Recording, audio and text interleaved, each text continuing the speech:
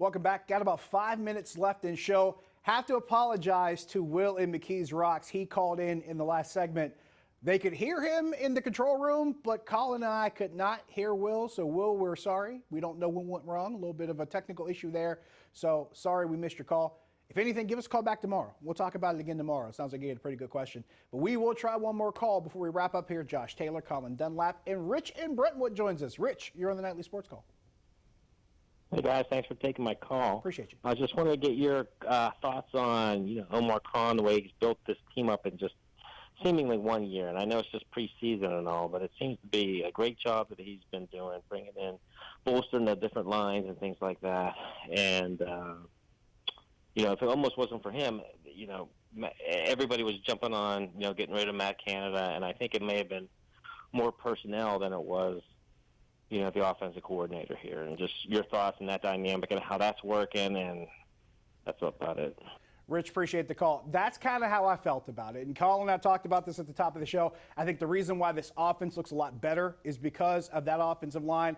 I think acquiring Isaac Seumalo changed a lot of things with this offense and what they were able to do. But bear in mind also, they did start to gel at the end of last season. After the bye week, the offensive line started to play a little bit better. But like we mentioned before, you add that kind of presence, it looks better. You look at this draft class that's come in, they look pretty good. Colin, I think you and I have had this conversation probably within the last few weeks. I told you about my wish list guys going into the offseason. Right. Isaac Seumalo was my wish list guy in free agency, and they signed him, and I didn't expect that to happen.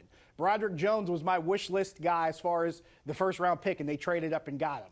Darnell Washington, I did not expect him to be there when they traded him or when they drafted him. He was my wish list guy at the tight end position, and they got him. So Omar Khan, Andy Weidel, Mike Tomlin, the scouting department, they did an outstanding job. Well, I know a couple guys that really wanted Keanu Benton. They got him. Nick Herbig becomes part of that. These are all guys that are paying dividends really, really fast, Colin. Let me add something too, Josh, and that's all. You're dead on. You're spot on about that. But after a little bit of mini camp and then in through camp a few days, I wonder if Weidel and if Omar Khan wondered just how good a Landon Roberts and just how good Cole Holcomb were going to be and just how much Cole Holcomb was going to hold up.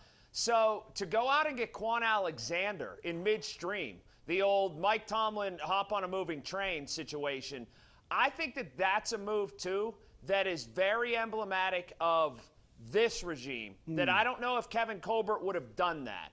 If Kevin Colbert would have, day 4 or 5 into camp, gone out and got a guy like Quan Alexander. And I wouldn't be surprised if we get to week 5 or week 6, and he's playing more snaps than one of those two gentlemen. It wouldn't surprise me either. Like you mentioned, like we were using the Mike Tomlinism. He jumped on a moving train, and he's a guy who hasn't really assumed too much. He's just like, look, I'm trying to absorb everything. I'm just trying to get myself in shape. I'm trying to get ready to play, and I'm just trying to get better and learn more every day. He comes in as the guy who came in late, and he has the perfect approach for a guy who's come in and knows he has to catch up. It's not every day, especially with this organization, Colin, that's been chasing for inside linebackers for the past 5 years. Pretty much since December of 2017, they've been looking for capable of inside linebackers. They might have found 3 in one offseason. For as many swings and misses that they've had in 5 years, possibly, if you have at least 2 hits out of the 3, you've done well for yourself in that regard. No, I agree with you 100%. And what they did in camp to backfill with Quan Alexander, who, again, might end up being the starter, I think that's a brilliant acquisition. And look, we've been talking since the time of the Young Money crew. We've been talking for a long time about that veteran presence. I mean, DHB was here, and they've had it. But what Allen Robinson brings, and it's not going to show up in stats. It's not going to show up probably in touchdowns or first downs or catches. But they need somebody to bind that room. They need somebody to bind Calvin Austin, and they need somebody to – Deontay Johnson's still a young kid, and, of course, George Pickens. They need somebody to be in there and be Unc, if you will. Yes. And I think that at this point of his career, that's what he is, and I like it. I like it a lot. I feel the same way about Patrick Peterson. Same effect, same kind of thought process. Like Joe Hayden was in recent years before that. I thought Joe Hayden being that veteran guy in the defensive backfield really helped mold that group together. You do the same thing with Patrick Peterson. So now you have Peterson and you have Minka Fitzpatrick. Now you got 2 guys that are among the best at what they do. Patrick Peterson's a future Hall of Famer. Minka Fitzpatrick is pretty much playing in that direction at this point. He's considered the best safety in the game. He's a top 20 player in the league. At least that's what he was ranked by NFL.com.